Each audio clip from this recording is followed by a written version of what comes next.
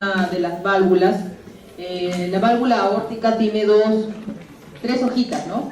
Tres valvas, ¿no? Y normalmente estas se tienen que cerrar compactamente, pero cuando hay como está abierta y esa cuando está cerrada, pero cuando hay anormalidades en sus paredes, ¿no? Ya queda de forma irregular, ya no cierra bien, y esto va a ser la que va a generar los ruidos anormales cuando ocultamos, y de acuerdo a la severidad ya los cambios estructurales en el corazón, ¿no? ¿Por qué cambios estructurales? Porque acuérdense de que el corazón recibe una gran presión, reciben un flujo de sangre a una fuerza marcada, que cuando haya una resistencia, entonces va a generar modificaciones en la pared del ventrículo, ¿ya?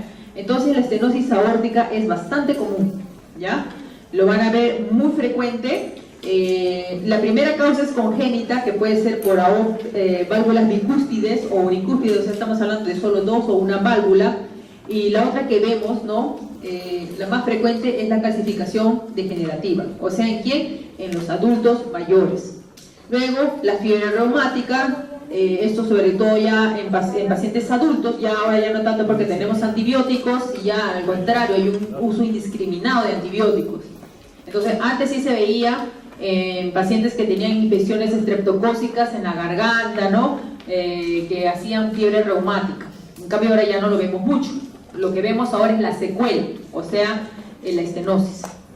Y radiación, ¿no? Por ejemplo, radioterapia, de repente un linfoma que tenga, recibe de radioterapia, esto también va a dañar las válvulas.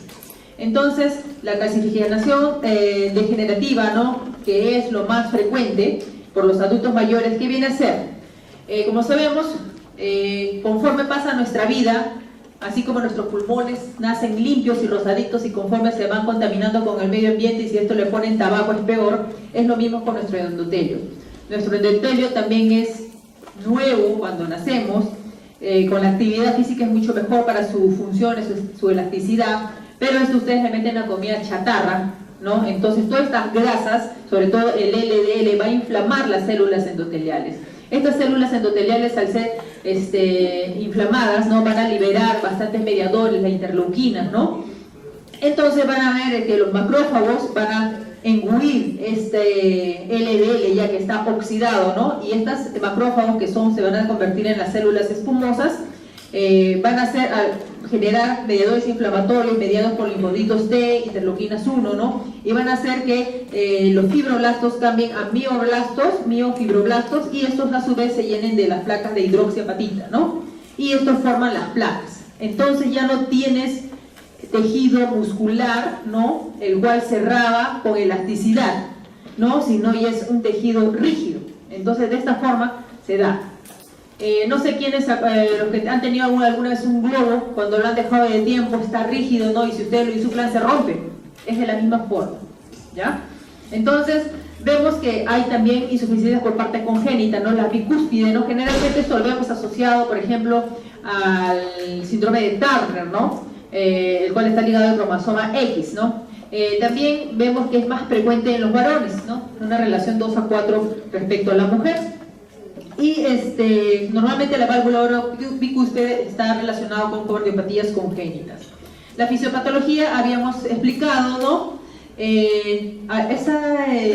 Este cierre, ¿no? Que se va a dar a nivel de la válvula aórtica va a generar una obstrucción a nivel del infundíbulo del ventrículo izquierdo, ¿no? Y esto va a generar una gradiente de presión sistólica, ¿no? Sobre el ventrículo izquierdo y sobre la aorta, ¿no? Entonces, cuando son congénitos, como que el corazón se acostumbra, ¿no? Entonces se va acoplando y se va modificando ese corazón. Entonces, en los que son congénitos, lo toleran mejor, a diferencia en los que son ya adultos mayores, que es adquirido, ¿no? Es más sintomático. ¿Qué más? Cuando la válvula aórtica se estenosa, ¿no? Se va estenosando, va disminuyendo su orificio. Entonces, ¿a partir de cuándo te va a dar síntomas? Normalmente estos pasan desapercibidos, pero ya cuando el orificio es más pequeñito, menor de 1 centímetro cuadrado, ¿no? Entonces ahí es ya que empieza a tener síntomas. Puede debutar con un desmayo, ¿no? La noche de la mañana está ahí haciendo sus actividades y se desmayó.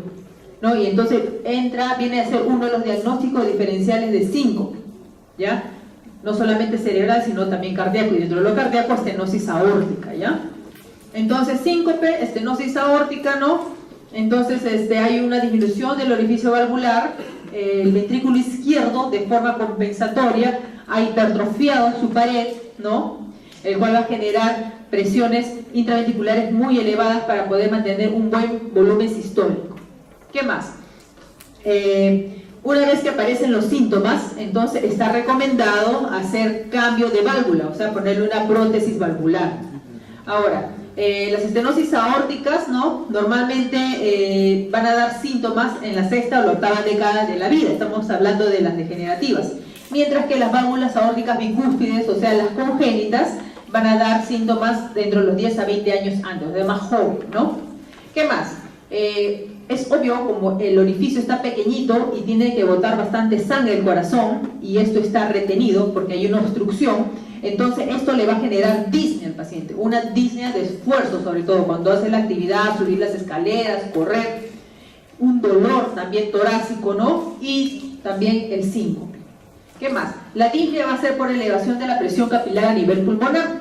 Entonces tenemos que el ventrículo izquierdo, ¿no? Ahí está hipertrofiado para poder empujar toda esa sangre, ese volumen de inyección, pero como el otro está pequeño, no lo deja salir, entonces eso regurgita los pulmones. ¿Qué más?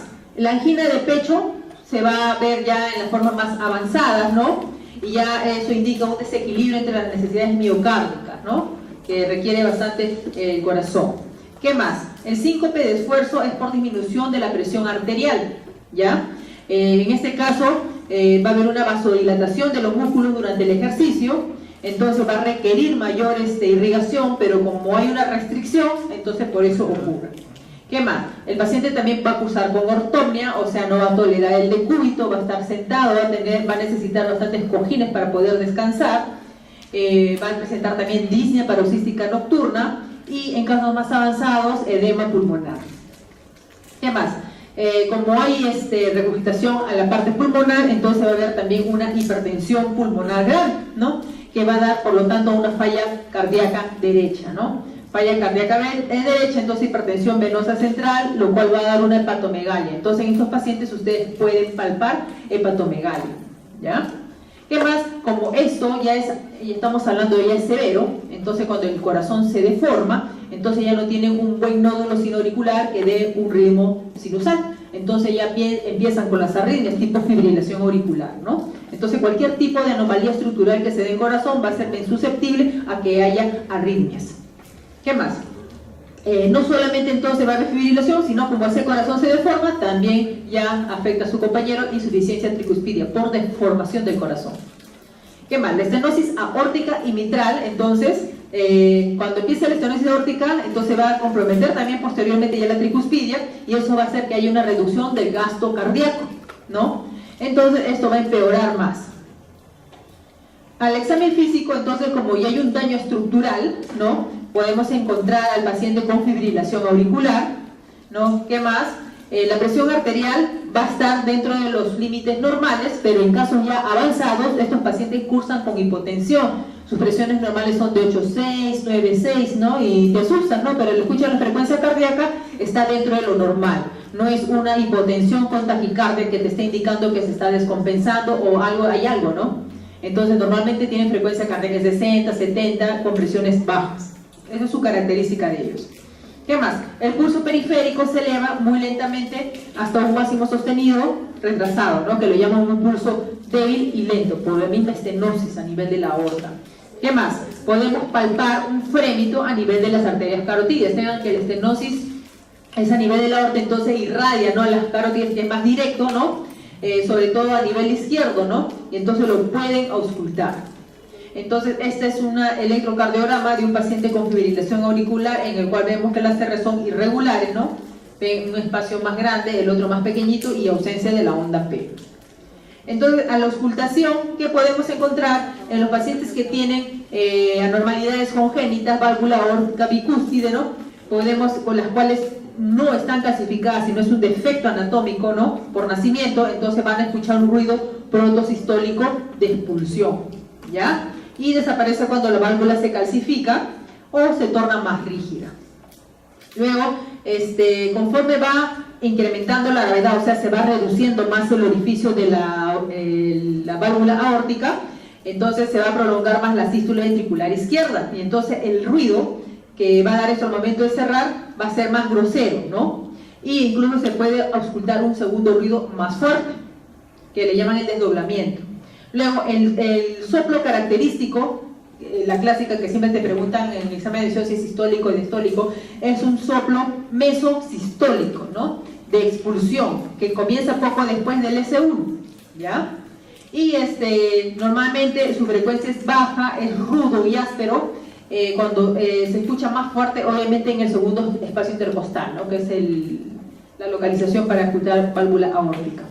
Entonces, cuando tengan un paciente con estenosis aórtica, escúchenlo, es un soplo bien grosero, y también ausculten carótidas, y también van a auscultar base, porque como hay un desarrollo, se puede palpar, ¿no? Clásicamente el vértice del corazón, el impulso que da esto. En el electrocardiograma, sobre todo cuando ya es una afección grave de la válvula aórtica en estenosis, recién se va a ver la hipertrofia del ventrículo izquierdo, ¿no? Entonces vamos a encontrar también depresión del segmento ST, aquí podemos ver la depresión, inversión de la onda T, pero si se dan cuenta es una onda T asimétrica. Normalmente la T de isquemia que ustedes van a ver es una T simétrica, ¿no? ¿Se acuerdan? Pero aquí, como es una T negativa, ¿no? Pero es de un signo de sobrecarga sistólica. Normalmente las T negativas asimétricas es por sobrecarga sistólica. Entonces ven que esta patita de acá es más larga que acá, ¿no? Y estos son los cambios que se ven en este tipo de pacientes. ¿Qué más? Entonces, eso es lo que van a ustedes a auscultar, y van a encontrar los hallazgos en el electrocardiograma de acuerdo al compromiso, ¿no? De la válvula. Entonces van a solicitar la ecografía del corazón, la ecografía transtorácica. Entonces, en la ecografía transtorácica van a evidenciar el engrosamiento, la calcificación, reducción de la abertura sistólica cuando es de las valvas, ¿no? Y la hipertrofia ventricular izquierda. ¿Qué más? Entonces, mediante esto vamos a poder medir, ¿no? El área valvular. Y cuando es menos de 1 centímetro cúbico, ¿no? Entonces es que esto tiene indicación de cambio, de recambio, ¿no? Ponerle una prótesis valvular. ¿Qué más? Entonces, en la placa de tórax, ya cuando es algo avanzado, van a encontrar una cardiomegalia marcada, ¿no? ¿Qué más? Puede haber también, vamos a ver que se puede impulsar, eso de la punta del corazón, cuando ustedes le palpan, van a sentir, ¿no? Un choque de punta. Esto es de forma compensatoria. ¿Qué más? Tenemos la prueba de cateterismo cardíaco, que esto ya lo va a hacer el cardiólogo, ¿no? Intervencionista, ¿no? Sobre todo para ver medidas de presión.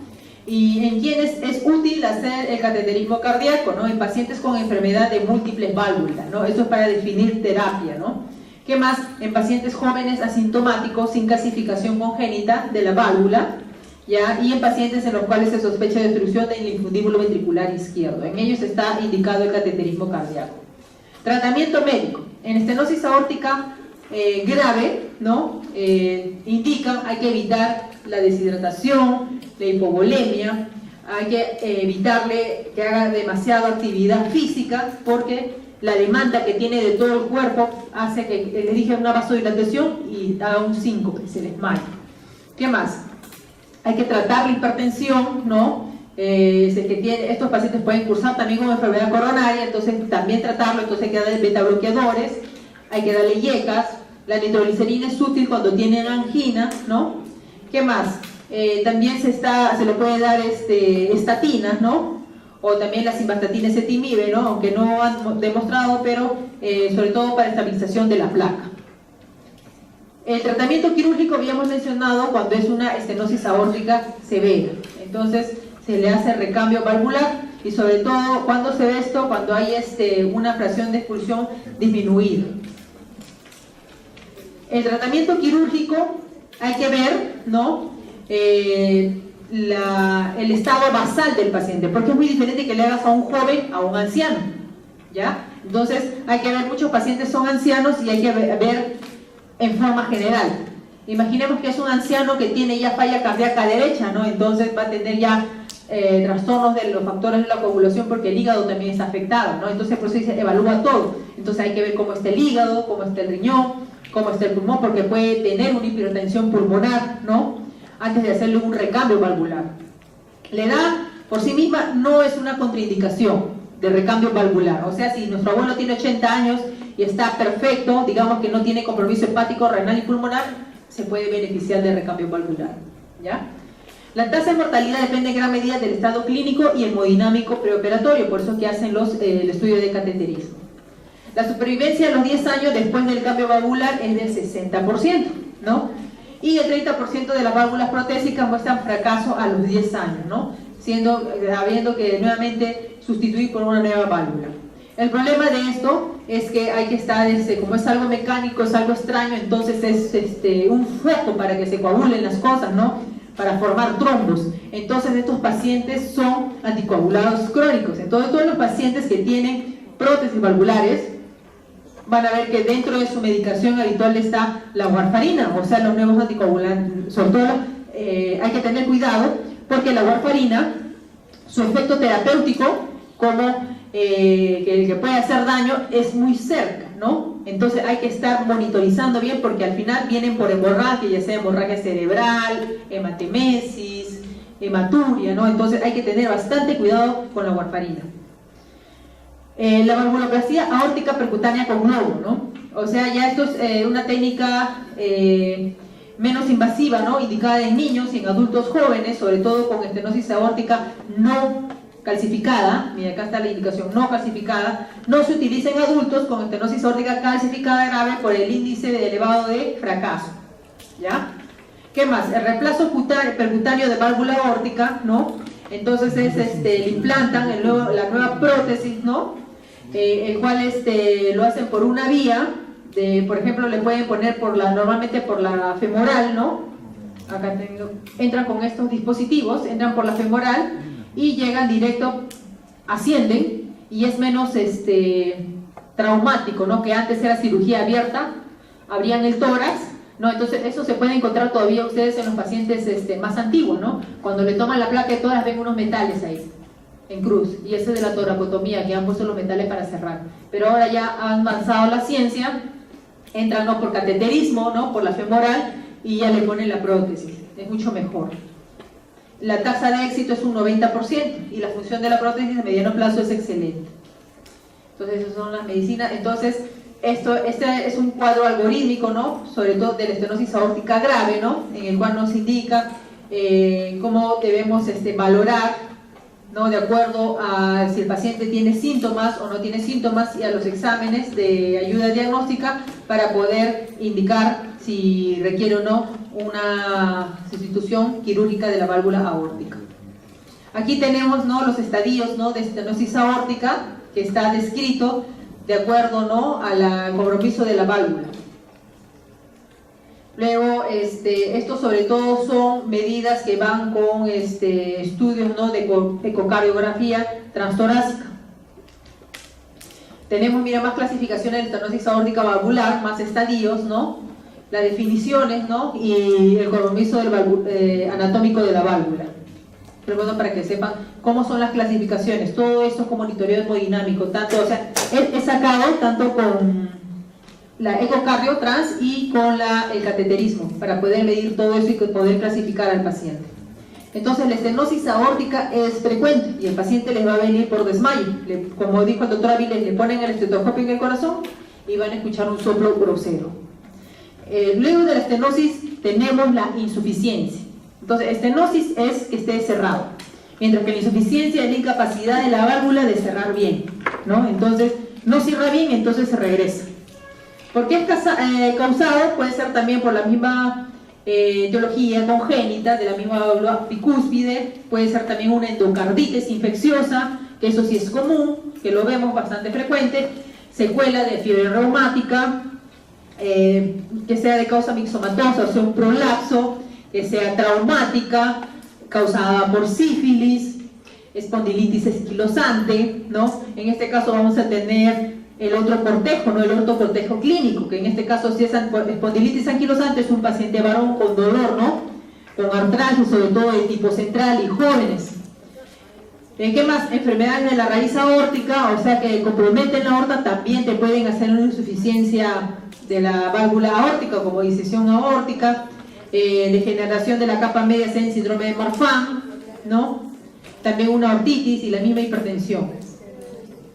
Entonces, tenemos, ¿no?, que en la insuficiencia aórtica puede ser causada por la enfermedad reumática. Luego vamos a ver fiebre reumática, el cual va a causar un engrosamiento, ¿no? Este es, por ejemplo, la válvula aórtica. Esto se engrosa. Luego vamos a ver la fisiopatología de la fiebre reumática, cómo se ha formado todo esto. Entonces ya no hay un adecuado cierre cuando es en la diástole, entonces se regresa la sangre. ¿Qué más? La causa reumática es mucho menos frecuente, ¿no?, de la regurgitación aórtica, porque la fiebre reumática afecta más a la mitral. ¿Qué más? En la válvula aórtica congénita puede desarrollar regurgitación aórtica, ¿no? Y cerca del 20% de pacientes van a requerir cirugía. ¿Qué más? La otra patología viene a ser prolapso de la válvula aórtica, ¿no?, que también nos puede dar insuficiencia aórtica crónica. Y generalmente estos pacientes también van a tener comunicaciones interventriculares, ¿no? Otro tipo, ¿no?, de patologías, también degeneraciones mixomatosas. ¿Qué más? También puede deberse a una endocarditis infecciosa, ¿ya? Y pacientes que tengan sífilis, ¿no?, una sífilis no tratada. Eso se veía mucho más antes. En cambio ahora, como normalmente ya a los pacientes siempre se le hace descarte de enfermedades infecciosas, sobre todo cuando va a entrar un tipo de cirugía, ¿no? Entonces si tiene sífilis positivo se le da el tratamiento. En cambio antes no teníamos los antibióticos y se ven las secuelas de la sífilis. Espondilitis anquilosante, ¿no? Estas enfermedades. Entonces hay que tener en cuenta, acuérdense, sífilis, espondilitis anquilosante puede cursar con insuficiencia aórtica. ¿Qué más? Patologías de la misma aorta, en el cual va a haber una alteración de la capa muscular, ¿no?, de la arteria. Entonces, como en el síndrome de Marfan, ¿no?, esos también causan con insuficiencia valvular aórtica, ¿no? Entonces, en el cual hay una degeneración quística de la capa muscular media, sobre todo a nivel de la aorta ascendente, ¿no?, y esto puede causar eso. Donde más vemos también se ve en la sífilis y en la espondilitis anquilosante, pero en este caso es por infiltración, ¿no?, celular, sobre todo de tipo inflamatorio, y luego esto se cicatriza a nivel de la capa muscular media. Entonces, en la fisiopatología de la insuficiencia valvular aórtica va a haber un aumento del volumen sistólico, ¿no?, total a nivel de la válvula del ventrículo izquierdo, y esto va progresando, ¿no? Y normalmente ya dan la sintomatología cuando ya es un compromiso grave, ¿no? Y en este caso ya, cuando el compromiso es grave, es el paciente que va a presentar todas las características, ¿no?, de la disnea, el dolor, ¿no? Pero a diferencia de la estenosis, la diferencia no hace el síncope, ¿no? ¿Qué más? Va a haber un aumento de presión, sobre todo a nivel de telediastólico, ¿no?, aumentando la precarga, que es una forma compensatoria, ¿no?, que se da. También puede haber una insuficiencia aórtica grave, ¿no?, con un volumen sistólico anterior o efectivo normal, y con una fracción de expulsión ventricular izquierda, o sea, la fracción de eyección normal. Entonces, como es normal la fracción de eyección, eso lo compensa. ¿Qué más? Puede haber también infarto del miocardio, ¿no?, porque las necesidades miocárdicas del corazón no se van a dar abasto por la hipertrofia ventricular izquierda, ¿no? Entonces, el grosor del corazón, digamos que es así, pero por la hipertrofia ventricular crece, pero las arterias coronarias que perforan e irrigan ese miocardio no va a crecer. Y entonces, cuando tú le das estrés, esa parte del corazón que no está bien irrigada es la parte que se infarta. Por eso te dice, ¿no?, por esa hipertrofia ventricular izquierda puede haber signos de enfermedad coronaria. ¿Qué más? La mayor proporción de flujo coronario durante la diástole, ¿no?, cuando la presión arterial es inferior de lo normal, hace que se reduzca la presión de perfusión coronaria, y por esa razón se dan los infartos. ¿Qué más? El 75% de los casos de insuficiencia aórtica, ¿no?, ya sea pura, generalmente también es en varones, ¿no? Y la primaria, ¿no?, asociada a valvulopatía mitral, afecta a las mujeres. Eso sobre todo más para la epidemiología. ¿Qué más? En la insuficiencia aórtica grave, que puede deberse a traumatismos o de repente por una endocarditis infecciosa, el ventrículo izquierdo no puede dilatarse lo suficiente para mantener el volumen sistólico, o sea, no hay una compensación, ¿no? Entonces eso va a elevar la presión rápidamente a nivel del ventrículo izquierdo, sobre todo en la fase diastólica, y va a generar descompensaciones y va a causar una hipertensión pulmonar, y eso va a llevar a un edema, shock cardiogénico y descompensación del paciente. Entonces, al examen clínico, ¿qué vamos a encontrar? La característica del pulso arterial en los pacientes que tienen insuficiencia aórtica, ¿no? El clásico pulso en martillo hidráulico, ¿no? ¿Qué es ese pulso en martillo hidráulico, ¿no? O sea, dice que colapsa bruscamente, ¿no? Conforme disminuye la presión arterial al final de la sístole, ¿no? Y de la diástole también, o llamado también el pulso de Corrigan, ¿no? Entonces, como tengan en cuenta, la sístole cierra las válvulas auriculoventriculares, la diástole no es de las sigmoideas, ¿no? En este caso, como no hay un buen cerrado, ¿no? Entonces no va a haber una buena eyección, entonces se va a ver esos cambios a nivel del pulso. ¿Qué más? El paciente también va a tener el famoso pulso de Quincke, que viene a ser rubor y palidez alternativo de la piel en los lechos unguiales. Entonces ustedes van a ver que la uñita, o sea, el dedito se pone rosado, blanco, rosado, blanco. ¿Quién ha visto eso? ¿Lo ha visto eso? ¿Nadie? Ya, ¿se han visto? Ya, entonces, si no, no he podido acá juntarle el video que está en el New England, que han pasado justo de un pacientito que tiene, clarito, el pulso de Quincke. Ya, les voy a pasar si no el link. ¿Qué más? A nivel de la femoral, también el ruido es tan fuerte y explosivo que le llaman un ruido en pistoletazo o signo de Taube, o también un soplo de vaivén o signo de Grosjean, que esto es más con el pulso, ¿no? Ya hablan de las ondas del pulso, que para esto ustedes tienen que desarrollar esa expertise en la palpación, ¿no? El famoso pulso Zeller. ¿Qué más? A la palpación, ¿no? En la regurgitación aórtica grave van a encontrar también el choque de punta en el ventrículo izquierdo.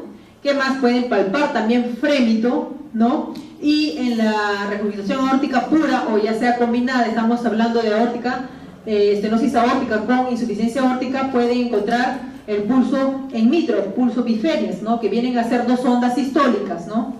Entonces ya eso es algo fino, ya que tienen que desarrollar para poder palparlo. A la auscultación, ¿qué van a encontrar? Que no hay un ruido de cierre, ¿no? A nivel valvular, ¿no? En la válvula aórtica bicúspides es audible un ruido de expulsión sistólica y en ocasiones se ausculta además también un cuarto ruido. El soplo característico en este caso de la insuficiencia aórtica, a diferencia de la estenosis que era en sístole, esta es en diástole, ¿no? Entonces, aquí el soplo es en diástole, es más grosero, ¿no? Se escucha mejor en el tercer espacio intercostal, ¿no? A lo largo del borde estenal izquierdo. ¿Qué más? Esta insuficiencia aórtica leve, el soplo es breve, o sea, hay que desarrollar muy bien esa experticia para poder auscultarlo, ¿no? Y conforme va empeorando la enfermedad, lo van a auscultar mejor. Y hasta que llegue a hacerse holodiastólico, o sea, compromete todo el segundo ruido. ¿Qué más? Puede auscultarse también, mira, mencionan también un soplo mesosistólico de expulsión. Se puede auscultar, pero no es típico, ¿ya? Entonces, lo que yo creo que es sistólico es estenosis aórtica, ¿ya? Y diastólico, insuficiencia aórtica. ¿Qué más? Se puede escuchar mejor en la base del corazón y también si irradia las carótidas. Luego se puede escuchar un tercer soplo, que es el soplo de Austin-Flint, ¿no? Y es un ruido mesodiastólico suave, ¿no? De baja frecuencia. En el ecocardiograma, también en el electro, ¿no? Que vamos a encontrar signos de hipertrofia ventricular izquierda, porque es a expensas de la válvula aórtica. Vamos a encontrar también depresión del segmento ST, al igual que en estenosis aórtica, ¿no? También vamos a encontrar las ondas T negativas, pero que son asimétricas, que vienen a ser signo de sobrecarga ventricular izquierda.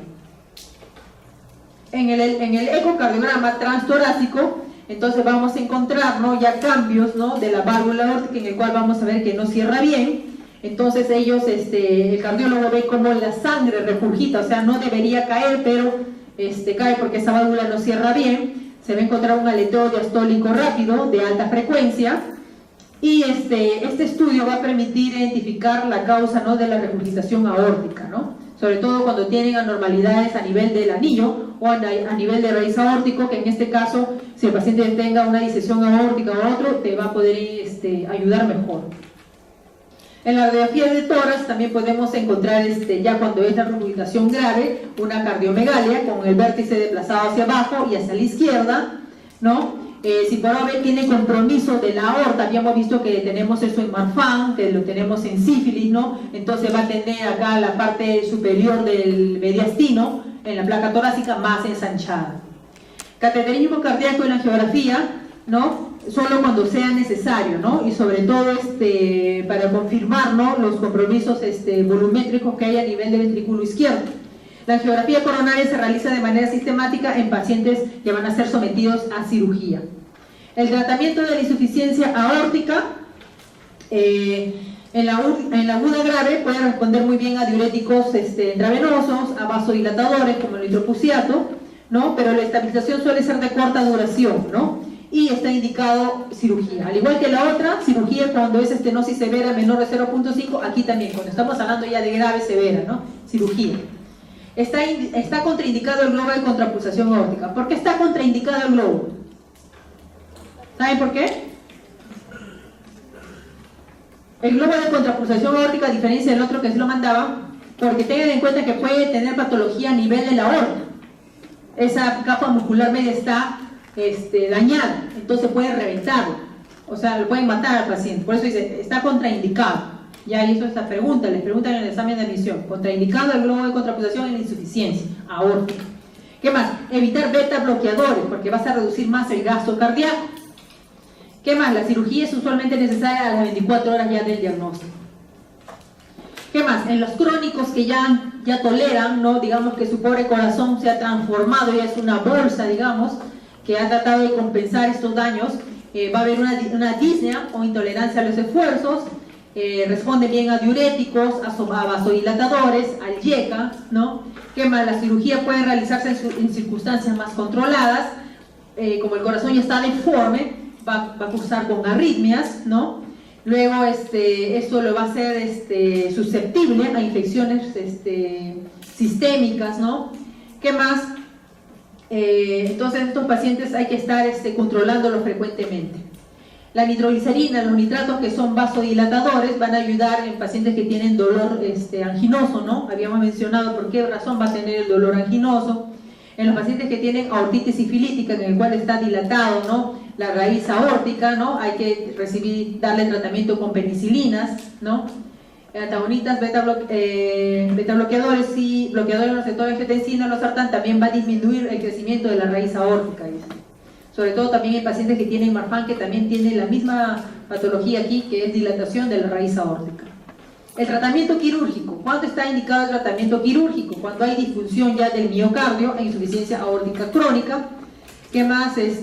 Cuando se retrasa, ¿no?, el tratamiento quirúrgico, a menudo dice que no restablece la función normal del ventrículo izquierdo. O sea, a más temprano es mucho mejor, porque después se deforma el corazón y hay cambios que son irreversibles.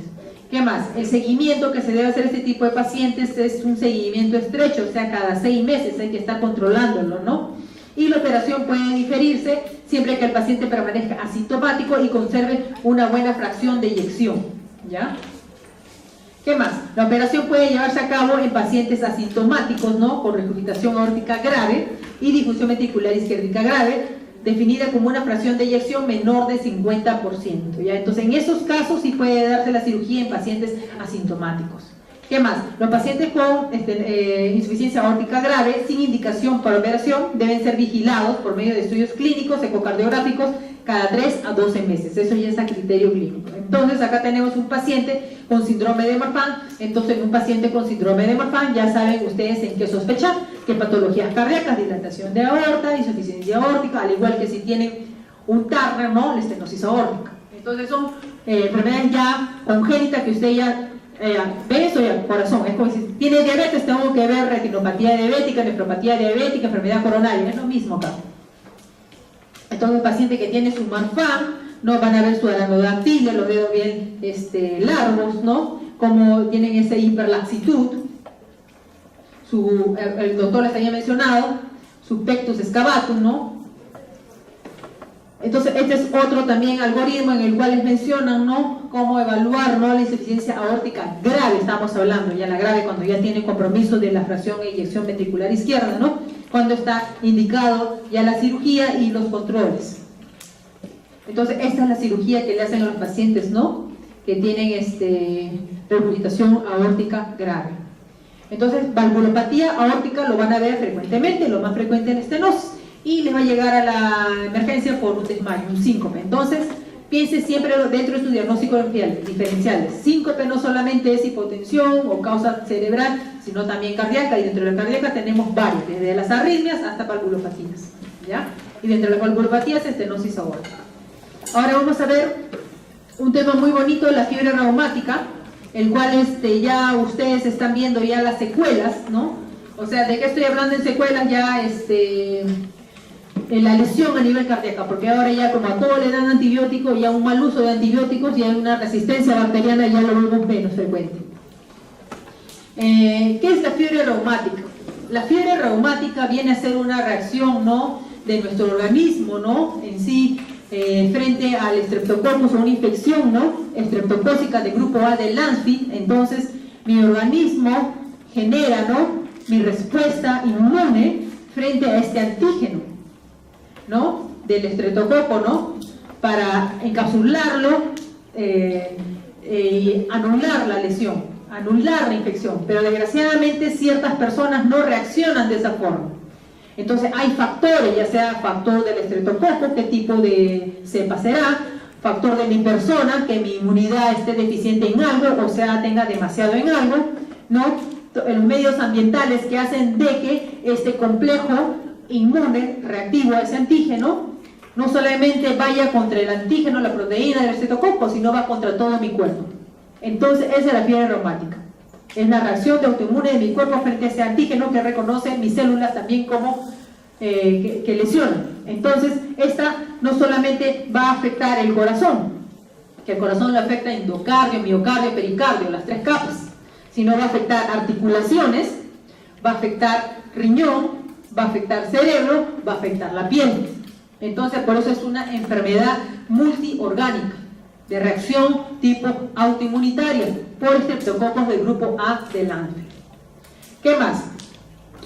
Normalmente, cuando afecta esto, ¿no?, el periodo de incubación de 1 a 5 semanas, promedio de 3 semanas, y resuelve, ¿no?, con el tratamiento antibiótico a las 2 semanas. Pero si no le dan tratamiento antibiótico a las 12 semanas, la historia natural de la enfermedad. Pero ahora nosotros ya le damos antibiótico ya para todo. Las lesiones que no van a desaparecer, o sea, desaparece la lesión en piel, ¿no?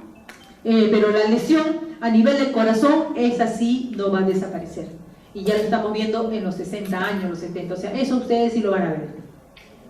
Las lesiones cardíacas ya no la ven. Mejor dicho, esas son las que van a ver y no van a desaparecer.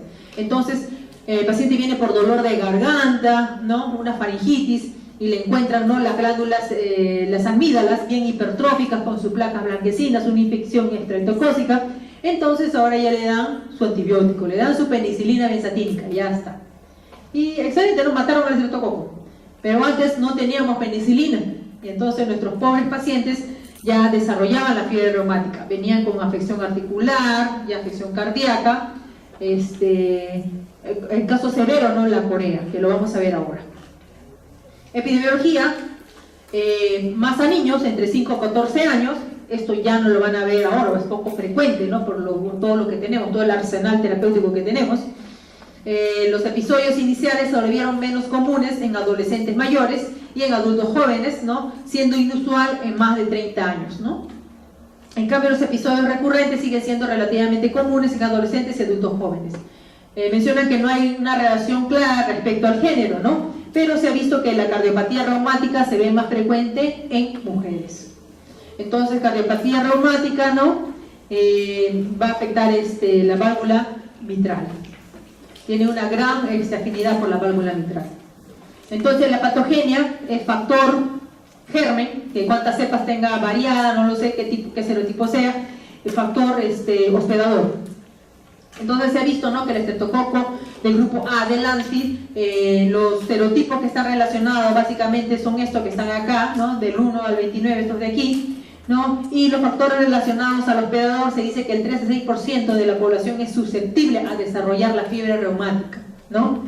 Se han visto factores también descompensantes, ¿no? De repente también grupos familiares, ¿no? Que tengan este antecedente, también el hecho de que tengan el antígeno leucocitario humano, ¿no? El tipo 2, y ahora se han descrito mucho más, ¿no? Son los estudios, ¿no?, genéticos que se encuentran relacionados a la fiebre reumática. Entonces, en la patogenia estábamos viendo, ¿no?, que es la respuesta inmunitaria, ¿no?, del hospedador susceptible con el estreptococcus grupo A del ánfil, que hacen esta reacción inmunitaria que va a lesionar a los tejidos, ¿no? Esta lesión que daña los tejidos se va a ubicar, entonces, aquí en ese cuadrito vemos mejor, ¿no? Tenemos factores ambientales, el hacinamiento menciona, sobre todo en lugares pobres, ¿no? Entonces, en el cual se contagia, ten en cuenta faringitis, ¿no? Las gotitas, ¿no? No se lavan las manos, qué sé yo, lo contagia al vecino. Entonces, va a haber una respuesta inmunitaria frente a un hospedador que es susceptible. Va a desarrollar el primer episodio de fiebre reumática aguda, va a ser fiebre, dolor de garganta, ¿no? Y si tiene todas las condiciones, va a ser todo el cortejo de la fiebre reumática sistémica. Las manifestaciones clínicas, entonces, el periodo de incubación de 1 a 5 semanas, ¿no? Promedio 3, ¿no? El germen identificado, estreptococo del grupo A del ánfil, ¿no? Hay excepciones que son corea y carditis indolente, ¿no?, que tienen periodos de latencia prolongados y pueden persistir hasta 6 meses. Estamos hablando que en estos casos que no han recibido tratamiento, ¿no?, y que nadie se dio cuenta, podemos ver la corea y la carditis indolente, o sea que sin síntomas, ¿ah?, hasta los 6 meses. Esto es lo que reporta la literatura. Quizás esto lo podemos ver de repente en el África todavía, en la India, en países pobres, ¿ya? Es de acuerdo al lugar donde nos encontremos. Es como decir, justo la ex ministra Patricia García en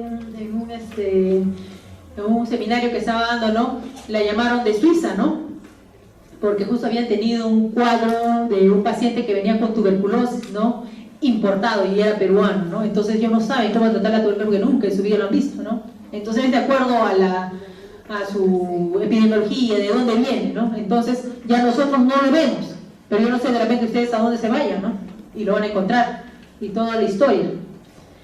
Entonces lo que reporta la literatura es que si no tiene tratamiento puedes encontrar corea y carditis hasta en los 6 meses.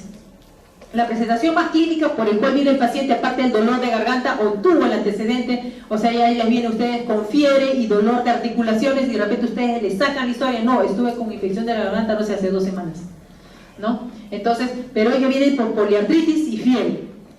De estos casos no tratados, la mitad puede tener carditis, ¿no?, que estamos hablando de pericardio, miocardio, endocardio.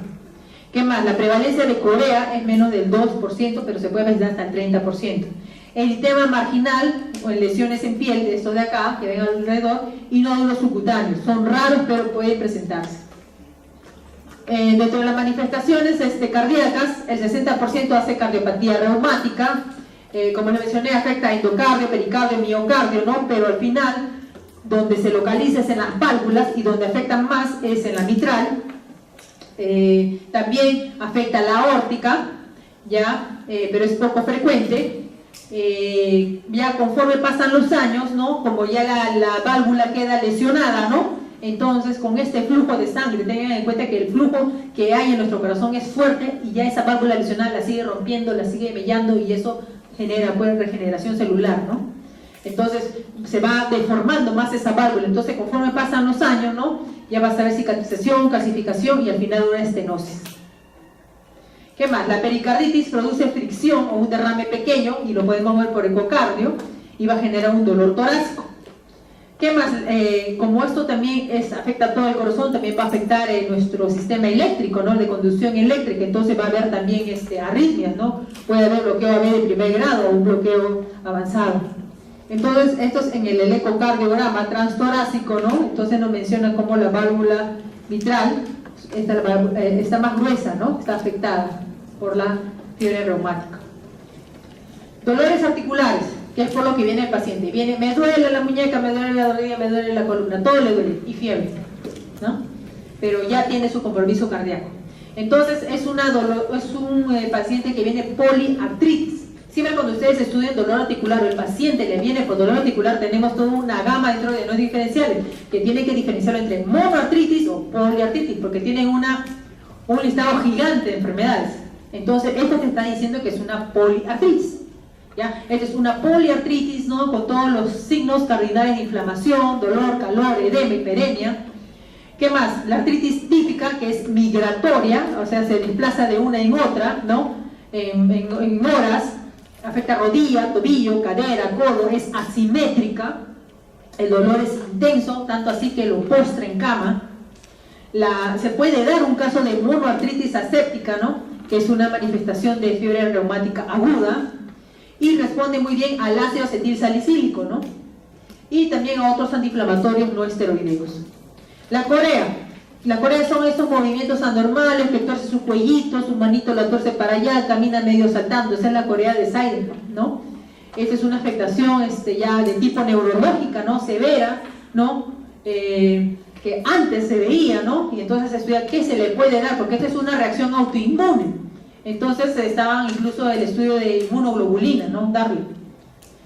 Entonces, suele presentarse sin ninguna otra manifestación, ¿no? Después de un periodo de latencia prolongado, también he visto cuántos 6 meses de periodo de latencia. Normalmente se ha objetivado más en la mujer. Son movimientos coreicos, o sea que se dan la vuelta, ¿no? Giran sobre la cabeza, extremidades superiores. Puede ser incluso solo la mitad del cuerpo en mi corea, ¿no? La gravedad es variable, sus casos leves, en este caso pasa desapercibido, que ni te das cuenta, casos graves lo estás viendo, ¿no? Que ni puede caminar porque se cae. La corea tarde o temprano se resuelve del todo, ¿no? Por lo general en las primeras 6 semanas. Las manifestaciones cutáneas, el eritema marginal, por acá lo había puesto. Ustedes tienen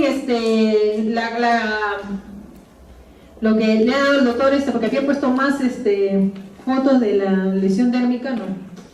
Esta no, me he bajado en la... Pero les he puesto lesiones dérmicas, lo deben tener en su copia de la clase, ¿no? Sí tienen, ¿no? Que es, ahí te le he puesto el eritema marginal, ¿no? Que es una lesión con bordes, ¿no? Como máculas rosadas, esto es lo que se veía en la piel, ¿no? Tienen un borde difuso serpeginoso, ¿no? Con un exantema evanescente, ¿no? Que lo pueden presentar tanto en tronco, extremidades. Los nódulos subcutáneos, esto de acá que vemos, que se dan en las articulaciones, ¿no? Que pueden ser desde medio hasta 2 centímetros, ¿no? De diámetro. Y sobre todo se dan en las prominencias óseas. ¿Qué más? Vamos a encontrar qué alteraciones en el laboratorio vamos a encontrar. Vamos a encontrar la proteína C, marcadores inflamatorios agudos, ¿no? Como la proteína C reactiva, la BCG, incrementados, ¿no? Vamos a encontrar leucocitosis también, y le pedimos, ¿no? De cajón para confirmar la antostreptolicina O el anti-DNA tipo A. Acá está, el anti-DNA sabio. Entonces, antostreptolicina. Esto, a ver, tuvimos un casito, ¿no? De un paciente, ¿no? Que en este caso él hizo un síndrome de oxoclonus mioclonus, ¿no? Por infección estreptocócica. Ya, entonces, esto sí es frecuente, ¿ya? En este caso él no hizo nada de fiebre reumática, pero hizo otro tipo de complicación. O sea, las infecciones pueden generar, o sea, tu autoinmunidad que reacciones, hagas este tipo de manifestaciones clínicas, ya sea tanto cardíacas, articulares, ¿no? Dérmicas. ¿Qué más? También se pueden encontrar otro tipo de síndromes postestreptocócicos, ¿no? Mencionan una artritis reactiva postestreptocócica, ¿no? Tipo, por ejemplo, que afecte a articulaciones pequeñas y de forma simétrica, ¿no? Mediante un periodo breve, ¿no? Menos de una semana, en este caso causado por el estreptococo hemolítico del grupo B, ¿ya? Y en este caso normalmente habíamos mencionado que eran del grupo A de Lanfield, y con reactividad más lenta a los salicilatos. También tenemos el famoso PANDA, ¿no? Que son infecciones estreptocócicas asociadas a desórdenes neuropsiquiátricos. En este caso los pacientes vienen con signos, unos tics, síntomas obsesivos compulsivos, ¿no? En este caso, aparte, estos pacientes mencionan que no corren riesgo de carditis porque es un tipo de variante, ¿no? A diferencia de los que tienen, de hecho, corea de Seidenberg. En el diagnóstico, entonces, las manifestaciones clínicas, ¿no? El antecedente de haber tenido la infección faríngea, ¿no? Amigdaliana, Luego las manifestaciones sean reumatológicas, dérmicas, ¿no? La lesión en corazón, que lo vamos a evidenciar clínicamente, ya sea por el soplo y confirmarlo por el ecocardio, ¿no? Entonces, como era un gran problema de salud pública, el Organismo Mundial de la Salud dijo, no, ¿cómo? Hay que reconocerlo, hay que estandarizarlo para que todos los médicos a nivel mundial lo puedan reconocer fácilmente, ¿no? Y darle tratamiento. Entonces, por eso se creó, ¿no?, los criterios de Jones. Entonces, estos criterios de Jones todavía están, ¿no?, han sido modificados, ¿no?, con el tiempo. Entonces tenemos los criterios mayores y menores de Jones, ¿no? Entonces, dentro de las manifestaciones principales, ¿no?, para el diagnóstico, tenemos que dentro de las manifestaciones principales tenemos la carditis, ¿no?, es un criterio mayor, la poliartritis, la corea, el eritema marginal y los nódulos subcutáneos. Mientras que en las manifestaciones secundarias tenemos la fiebre, la poliartralgia, la BCG elevada, el electrocardiograma, encontrar un PR prolongado, ¿no? ¿Qué más? Luego tenemos episodios primarios, ¿no?, de fiebre reumática. En este caso, ¿cómo lo categorizo a este episodio primario de fiebre reumática? Mencionan dos manifestaciones principales, o sea, por ejemplo, carditis y poliartritis, o una principal más dos secundarias, y la infección previa de estreptococo. Luego, si hablamos de un episodio recurrente de fiebre reumática, ¿no?, en un paciente sin cardiopatía reumática documentada, ¿qué criterio? Dos manifestaciones principales con una principal con dos secundarias, ¿no? Y el antecedente, ¿no?, de una infección estreptocócica. ¿Qué más? Luego tenemos el episodio recurrente de fiebre reumática en pacientes con cardiopatía reumática. En este caso, como ya tiene la cardiopatía, solo menciona dos manifestaciones menores y el antecedente de estreptococo.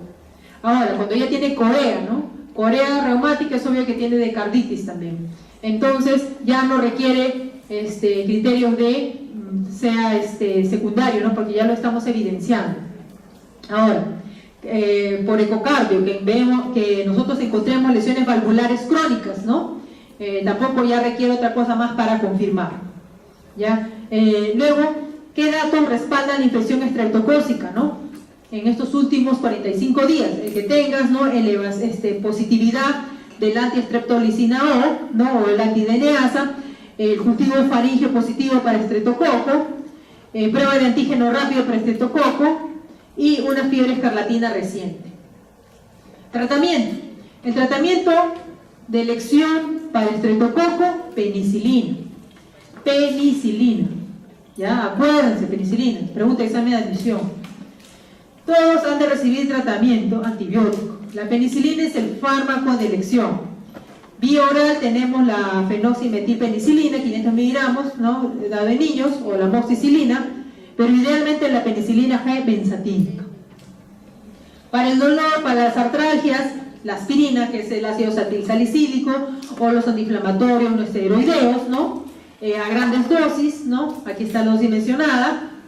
El problema es que como son grandes dosis, ¿no?, de antiinflamatorios, pueden causar náuseas, vómitos, acúfenos, ¿no?, sobre todo con el ácido acetilsalicílico. Y si le damos antiinflamatorios tipo naproxeno, puede darle gastritis, hasta si el paciente tiene susceptibilidad e insuficiencia renal por antiinflamatorios. Si el paciente que tiene fiebre reumática, estamos hablando que no hay antibióticos, que no hay, de repente en la selva, ¿no?, que no tenga todo lo que tenemos acá, que hace una insuficiencia cardíaca, o sea, el paciente está agudo, o sea, tiene disnea, todo. Entonces, mencionan glucocorticoides porque, digamos, es una respuesta inmunitaria en nuestro propio cuerpo. Entonces, los glucocorticoides lo que hacen es apaciguar nuestra respuesta inmune. Mencionan, darle glucocorticoides es algo controvertido, ¿no? Pero si está con insuficiencia cardíaca, ¿qué podemos hacer, no? Mencionan, ¿no?, estudios, ¿no?, de metaanálisis, ¿no?, que, o sea, mejoren algo, ¿no? Pero igual, ¿no?, el pronóstico no va a cambiar, ¿no?, porque el daño que se va a dar a nivel cardíaco, ¿no?, va a estar dado. Entonces, pero a pesar de eso, como es una reacción autoinmunitaria, ¿no?, pacientes que tienen insuficiencia cardíaca grave, ¿no?, le dan los glucocorticoides, sobre todo para disminuir la reacción inflamatoria. ¿Qué tenemos de efectos adversos? O sea, los glucocorticoides así también pueden dar hemorragia digestiva, ¿no? Mencionan qué corticoides, prednisona, prednisolona, ¿no? Metilprednisolona endovenoso en casos de carditis grave. En este caso que les mencioné del paciente que tuvo el síndrome de oxoclonus mioclonus, también le dimos corticoides, pulso con corticoides. El reposo en cama, cuando el paciente tiene la poliartralgia, ¿no?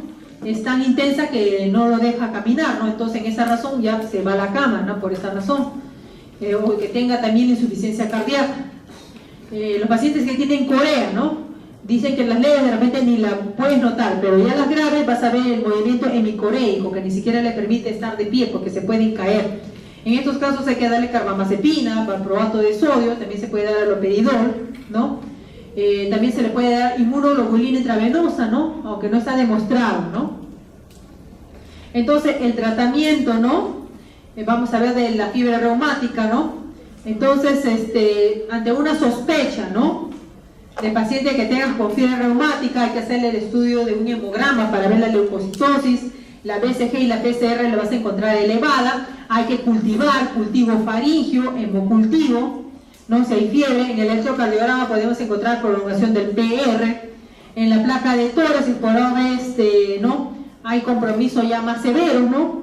Ecocardiograma, ¿no? Hay que considerar repetir después de un mes que es negativo. Hay que tener en cuenta que el ecocardiograma depende de quién maniobra en la máquina, porque es el ojo del médico si es experto en esto, el frotifaringio y el estudio de la antostreptolicina o el anti-DNase, ¿no? Y se repite en 10 a 14 días más tarde si que la prueba, ¿no? La primera fue negativa. Estudios diagnósticos alternativos, ¿no? Podemos continuar con la hemocultivo si estamos pensando que ha hecho endocarditis, aspirado articular, ¿no? Cuando es una monoartritis, o estamos pensando en artritis séptica, otros estudios más, ¿no? De otros, por ejemplo, de cobre, ceruloplasmina, pensando ya en diagnósticos diferenciales. El pronóstico, cuando no lo tratamos, o sea, evolución natural de la enfermedad, 12 semanas, ¿no? Y deja secuelado. Pero si le das tratamiento en 1 o 2 semanas, va a resolver los síntomas. Los marcadores inflamatorios, ¿con qué frecuencia? Cada 2 semanas hay que estar monitorizando hasta que lo encontremos normales. Ecocardiograma, cada mes, dependiendo cómo va la carditis, ¿no? En un episodio agudo hay que hacer una vigilancia clínica estricta y hay que darle este esquema de profilaxis. Si hay carditis, necesidad de profilaxis con antibiótico contra endocarditis en caso de procedimientos dentales y quirúrgicos. Cuando hablamos de profilaxis primaria, tenemos profilaxis primaria y profilaxis secundaria. Profilaxis primaria, entonces, lugares de hacinamiento donde alguien puede estar con infección enterocócica, tose, infecta al resto, ¿no? Y si alguien de ellos tiene la condición de hospedador para hacer esta reacción autoinmune, entonces va a afectar todo su cuerpo y va a ser la infección, ¿no? De la fiebre reumática. Entonces, evitar el hacinamiento, medidas de higiene y un diagnóstico temprano, ¿no? De esa faringitis para poder dar tratamiento antibiótico y no haga las manifestaciones que hemos visto. Profilaxis secundaria. Menciona que habrá de recibir profilaxis secundaria, penicilinas benzatínicas, ¿no? Para prevenir recurrencias, en este caso dosis de 1 a 2 millones, ¿no? Cada 4 semanas, y es posible proporcionar cada 3 semanas o cada 2 semanas viendo el riesgo. También tenemos penicilina bioral, y si el paciente es alérgico a la penicilina, ¿qué opción tenemos? Macrólide. ¿Como quién? Como la eritromicina. ¿A quién le han puesto penicilina alguna vez? Intramuscular. ¿No duele horrible, sí o no? Es horrible, porque como es un polvo blanco lechoso, es horrible el dolor. Antes eso era, en mis tiempos todavía cuando recién eso teníamos, qué horrible. En cambio ya tiene ahora bioral. ¿Qué más? Entonces, recomendaciones de LAJA para profilaxis secundaria. Entonces, todavía no hemos visto con ustedes endocarditis, pero vamos a ver después en quiénes damos tratamiento antibiótico profiláctico. Por favor, esto sí quiero que lo tengan grabado, porque de ustedes depende la educación que van a dar al paciente. ¿En qué sentido? Que si tiene una cardiopatía estructural, tiene que recibir su antibiótico si es que va a ser sometido a cualquier tipo de procedimiento médico, tipo extracción dentaria. porque por el riesgo de bacteriemia va a ser una endocarditis. Y eso es lo que al final se lo va a llevar al paciente.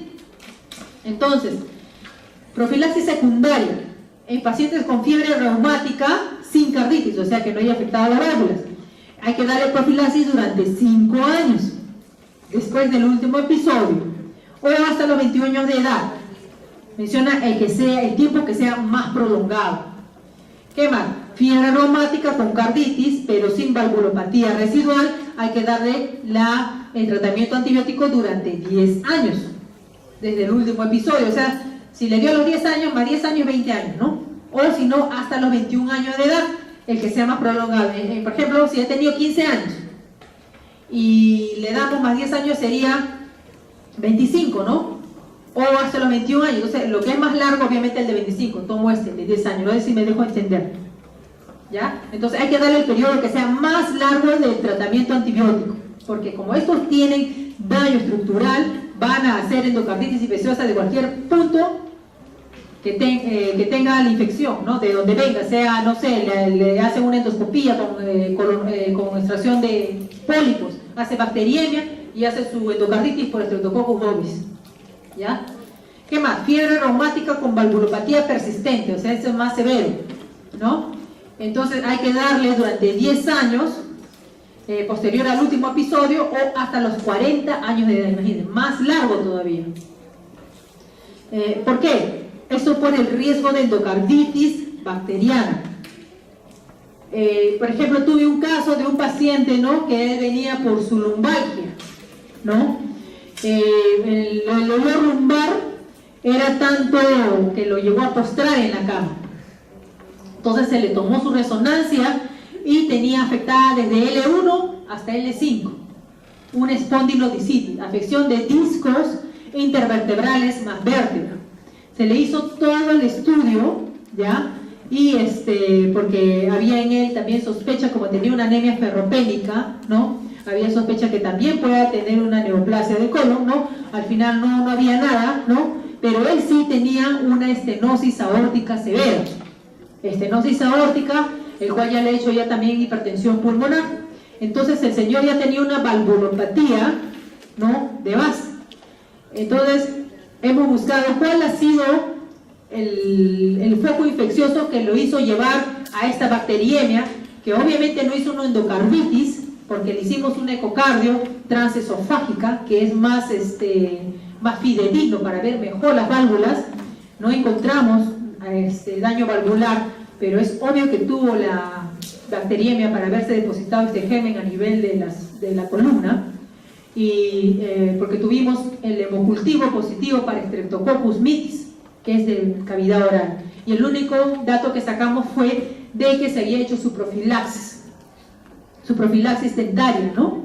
Entonces este es un señor que estoy hablando al señor de 80 años, acudió a su profilaxis bucal, ¿no? Y eso fue el único antecedente que tuvo. Y dentro de los antecedentes, leyendo endocarditis, se dice que cualquier tipo de paciente que tiene una cardiopatía estructural de base, ¿no?, que va a ser sometido a cualquier tipo de procedimiento, así sea extracción dentaria, ¿no?, hay que darle profilaxia antibiótica, ¿ya? Y se han descrito casos en Estados Unidos que hacen más estudios, ¿no?, dentro de los pacientes que tuvieron endocarditis infecciosa, se encontraron dentro del Streptococcus, o mejor dicho, dentro de los orales y no orales, ¿no?, que fueron encontrados. Los que fueron de tipo oral, como el mitis, tuvieron más, lo único se encontró en forma general que tenían más limpieza bucal, o tenían ortodoncia, o tenían braques, o se metían hilitos, qué sé yo. O sea, lo que voy son mini lesiones, ¿no? A lo que voy es que no todos reaccionamos igual. Yo me puedo meter un mondariete, puedo estar sangrando y normal, ¿no? No hago esa reacción, pero de repente tú sí lo haces, ¿no? Y haces la bacteriemia y luego haces la endocarditis. Entonces tengan en cuenta que daños estructurales en válvulas hay que tener cuidado a cualquier tipo de procedimiento que vaya a hacerse el paciente por el riesgo de endocarditis bacteriana y el riesgo de bacteriemia. Un cáncer de colon, entonces es una lesión que va a estar sangrando, es una herida abierta, entonces el germen, toda la cochinada que hay en el colon, especialmente el Streptococcus bovis, viaja a sangre y se localiza en el endocardio. Ya lo veremos posteriormente en endocarditis de acuerdo al tipo de de lesión, de infección, es el germen que se deposita. ¿Ya? ¿Preguntas? Entonces se me aprende bien los criterios de Jones, ¿ya? ¿Cómo se llama? Las profilaxis y los antibióticos. ¿Ya? Nos vemos hasta la siguiente clase.